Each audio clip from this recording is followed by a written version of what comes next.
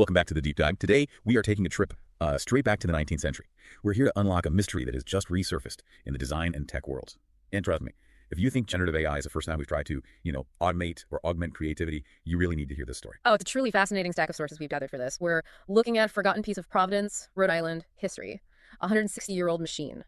And it's now being intensely studied by futurists, by design engineers, because it seems to have accidentally predicted the future of creativity itself. Okay, let's just jump right into the heart of it. The device we're talking about is called the Higgins Ghinknobulator. I know you can almost hear the steam pipes hissing just from the name alone. We've got to get the pronunciation right. The sources are very clear on this. The historical pronunciation is Higgins Ghinknobulator. Ghinknobulator. Got it. It sounds like something from a mad scientist's lab. Which, in a way, is not far from the truth. So our mission today is really to unpack the entire journey of this bizarre, overlooked invention. How did something from 1865 Providence, this is long before electricity was even common, how did that become a reference point for 21st century machine learning? Well, what's so fascinating here is just the sheer ambition behind it. It was designed to be a tool for looking inward, for introspection, but it ended up becoming a tool for projection, for looking forward. It's sort of the ultimate analog example of a system that fails upward. It produces something far more valuable than it was ever meant to. Okay, so let's set the scene. We're in Providence, Rhode Island. It's 1865. This is not exactly Silicon Valley. Who was the mind behind this machine? So the sources introduce us to Dr. Gregory J. Higgins. They describe him as a deeply reclusive inventor. He wasn't working in some big university lab. He was kind of tucked away in an old factory building at 333 Waterman Street, right? Providence is Richmond Square. So this feels less like a big industrial breakthrough and more like a personal obsession. And the date of the unveiling is incredibly specific. April 10th, 1865. It's right at the tail end of the American Civil War, a time of huge national change. And his focus was the mechanics of imagination. Absolutely. When he finally showed the prototype to a very select group, he described its goal with this magnificent, almost poetic flair. He claimed the Ghinknobulator could measure and magnify meticulous, magnificent, magnanimous imagination ideas. Wow. That is definitely 19th century marketing copy. If we translate that, it was trying to build a kind of engine for cognitive measurement, right? Yeah. A way to map the very first stages of a creative thought. Precisely. He saw creativity not as this mystical spark, but as a system, something you could analyze, measure, and maybe even optimize. The machine was designed to take these little fragmented inputs, thought sketches, that kind of thing, and give a structured analysis of that creative energy. But that's not what happened. Not at all. This is the pivot point of the whole story. Yeah. During a high-power test, it malfunctioned. Spectacularly. It did. The sources say that instead of just analyzing the thought, the system just sort of overrode its own function. It began to auto-complete the inputs, but in a way that produced entirely new and structured output. What kind of output are we talking about here? Was it just gibberish? No, it was startlingly structured. Really? Yeah. The sources describe it spitting out fully formed design storylines. And crucially, these weren't just, rehashes of old ideas. They were predicting future innovations, detailing specific design breakthroughs, outlining creative narratives that had absolutely no precedent in 1865. So it skipped the analysis and went straight to generation. Straight to advanced generation, yes. That structural novelty, that's the key, isn't it? That's why AI thinkers are looking at this now. If you think about large language models, they're basically just very sophisticated prediction engines, right? They predict the next word. But the Ghinknobulator, in its broken state, it seemed to be predicting future realities. And that leads us straight into the mystery of the language Higgins himself used to describe all this. He knew right away that these weren't just data points. In his surviving notebooks, he actually avoids the word predictions. So what did he call them? He called them messages. Messages. Okay, that changes the whole framework. Because if he called them predictions, he'd be claiming some kind of authorship, some control. But messages implies he felt he was receiving something, not creating it. Precisely. He saw the output as a kind of narrative scaffolding. He wrote that these stories point toward the writer who will complete them. So it wasn't about technology controlling creation. No, it was about technology enabling future creators.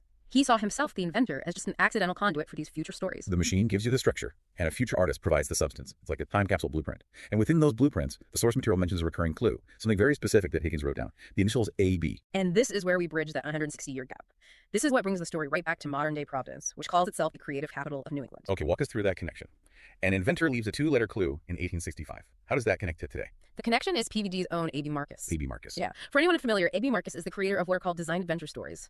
And what's so fascinating is that Marcus's work, which is all about these rapid, high-concept, future-forward narratives, seems to directly mirror the imaginative patterns the Ghinknobulator was producing. Can you give us an example? What exactly is a design adventure story? Because we need to understand the connection beyond just the initials. Sure. They're essentially these highly detailed speculative proposals. Think of them like short stories where the main character is solving a problem using a piece of technology that doesn't exist yet. It's all about structured novelty. The sources suggest that the Ghinknobulator was generating the skeletons for exactly these kinds of narratives, focused on bridging tech gaps with human stories. So Higgins' machine was creating the architectural plan, and A.B. Marcus is now a century and a half later kind of providing the finished building. That's an incredible, almost mythic link between the past and present. It really is. It makes the Ghinknobulator feel less like a forgotten museum piece and more like a direct analog prototype for the world we're entering now.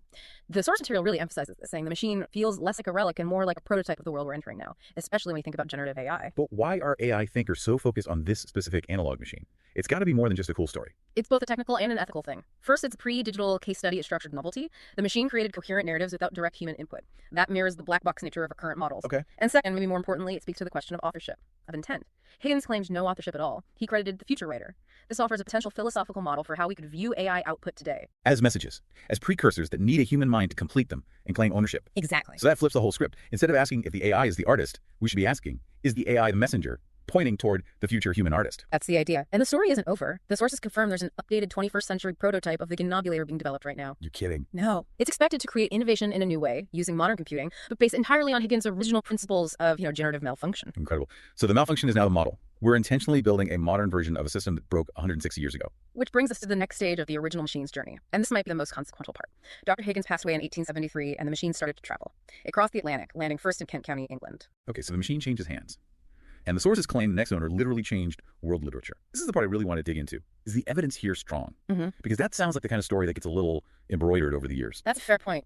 But the sources are pretty insistent that it was a direct and massive catalyst. The story is very precise. The machine found its way into the hands of a young man named Herbert George, who was stuck at home recuperating from a broken leg. A broken leg. So he's bored, he's confined, he's looking for something to do, and someone just hands him this bizarre Victorian imagination machine. Pretty much, yeah. The sources detail how the device, with its radical story structures and futuristic concepts, just completely captivated him. It was providing this endless stream of narrative scaffolding that went way beyond anything in literature at the time. So it wasn't just a toy. It was a conceptual sandbox filled with ideas that were basically science fiction before the term even existed. Precisely.